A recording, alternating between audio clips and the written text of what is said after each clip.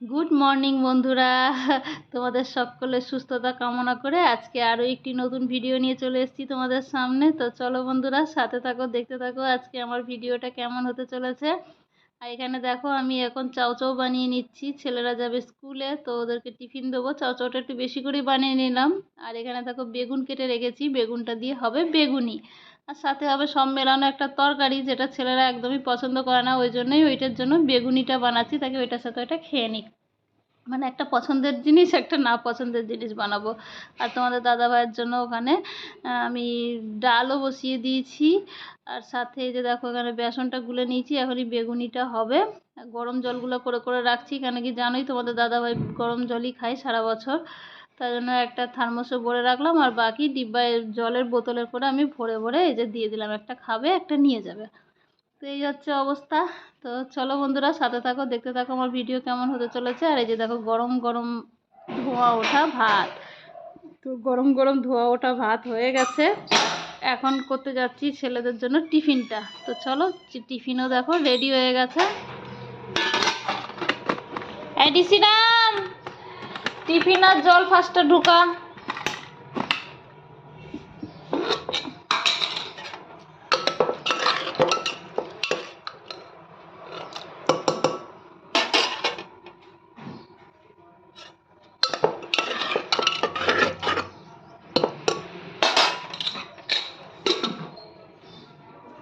Tiffin জল ঢুকিয়ে নে, তারপরে খাবার খেতে বস। হ্যাঁ আছে তো। হ্যাঁ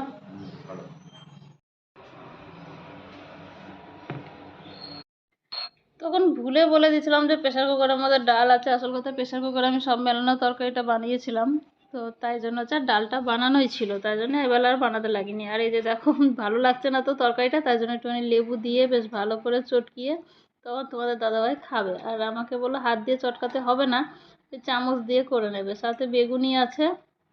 এই হচ্ছে, ছেলেদেরকে খাইয়ে দিলাম সাথে সাথে। তারপরে এখন চলে গেল ওরা স্কুলে। তো চলো এরপরে আমার সাথে।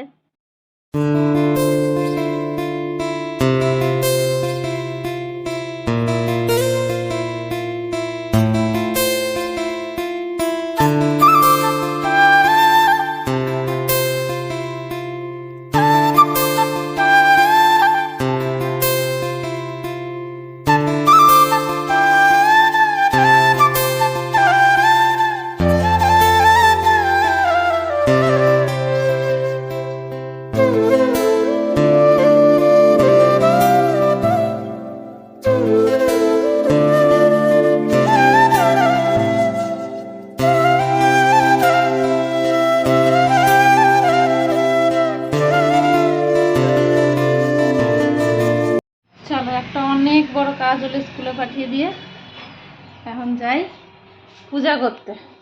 তার আগে আমার শানুবাবুকে একটু জিজ্ঞাসা করে নিই, এখনই খাবে কি পরে খাবে। না তোর খাবারটা দিয়ে গেলে তাহলে আমি নিশ্চিন্তে এখন পূজা করতে পারবো।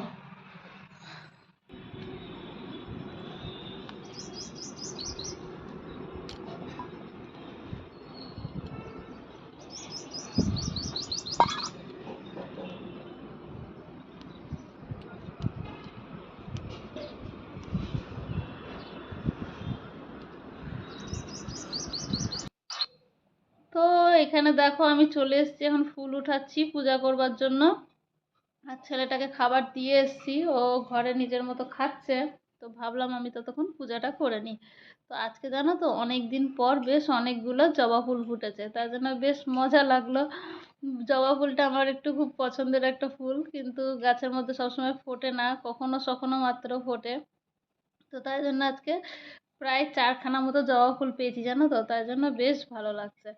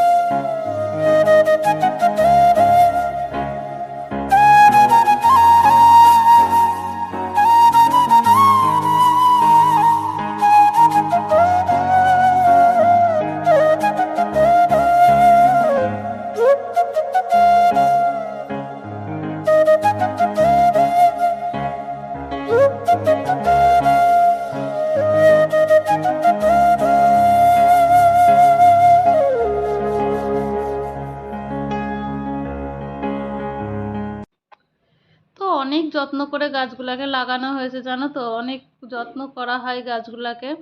তাই জন্য যখন এই যত্নের গাছে যখন ফুল দেয় না, তখন সেটা যেরকমই হোক খুব ভালো লাগে, তাই না বলো? আর কদিন ধরে কিন্তু রোদ্দুরটা একটুখানি কম উঠছে, 2-3 দিন হলো একটুখানি বৃষ্টির বৃষ্টির মেজাজ, তাই জন্য ভালো লাগছে।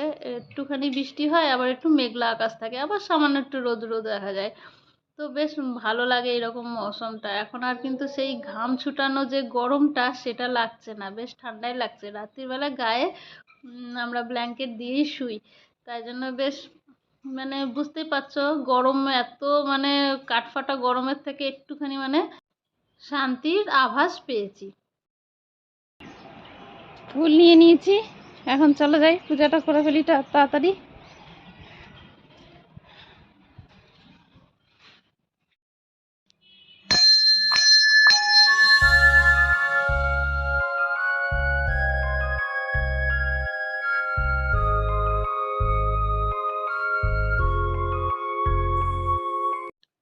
এখানে আমি পূজা কমপ্লিট করে তারপরে আবার চলে গেলাম আমি খাবার নিয়ে দোকানে।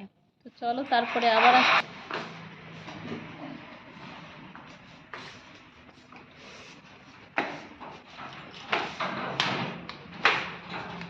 সব নিয়েছ? মোবাইল, খাবার?